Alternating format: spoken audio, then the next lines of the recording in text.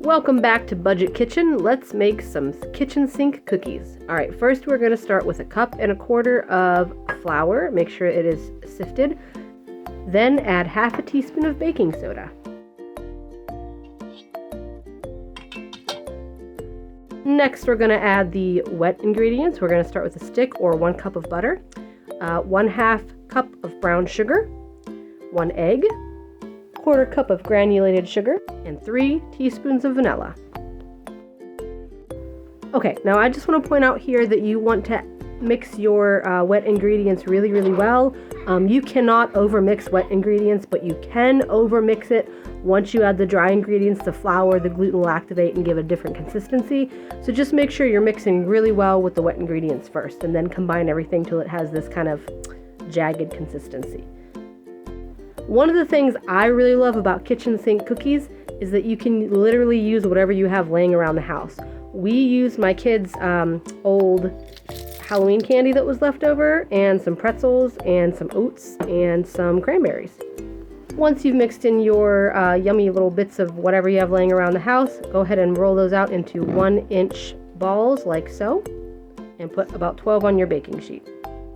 Here's a little side note, a lot of people put potato chips in their kitchen sink cookies. I just didn't have any laying around the house, but they are really good with that if you happen to have them. And next we have a little twist with these kitchen sink cookies.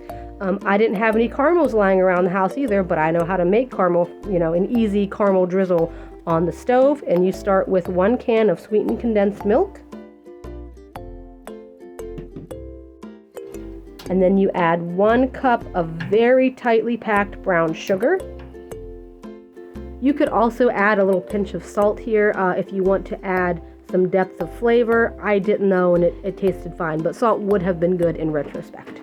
And then you're going to turn on medium heat and whisk constantly because you don't want it to burn. It'll burn pretty quick if you're not constantly whisking it. The sugar and the milk will kind of it'll turn dark brown, and it'll taste pretty bad.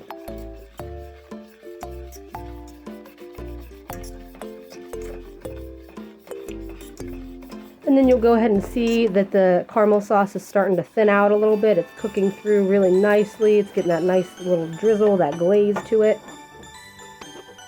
Then you're going to go ahead and add a tablespoon or 2 of butter. I did 1 tablespoon. If you want to do 2 and make your consistency a little more runny, that's fine too. But I wanted mine a little on the thicker side, but you could always add more if you want it. Like I said, a little runnier, a little easier to drizzle.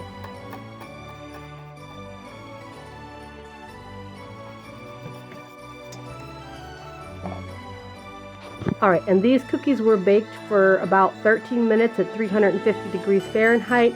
They came out a little crispy around the edges, so if that's how you like them, go ahead and 13 minutes was what worked for my oven. Your oven might work a little hotter or cooler, depending on its make and model. And then you can see I'm just adding some different candy bits on top, some pretzels on top. There's a Kit Kat, some M&Ms, whatever I had laying around the house.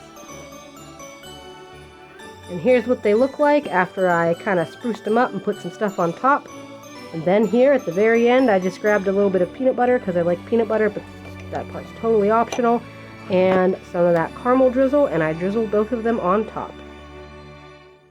This whole pot of caramel only cost $2.20 to make, whereas in the store it would cost me $4.30 for a small tub. Alright, and here's our yummy gooey kitchen sink cookie. This particular cookie here, I only cooked for 11 minutes instead of 13 like the other one, because I personally like my cookies with that ooey gooey consistency in the middle, so I did 11 for the second batch. And here's what they look like at the end, and my family ate them up, and we loved them. It was a nice little pre-Christmas treat. We got to use up the last of our Halloween candy, and it was great.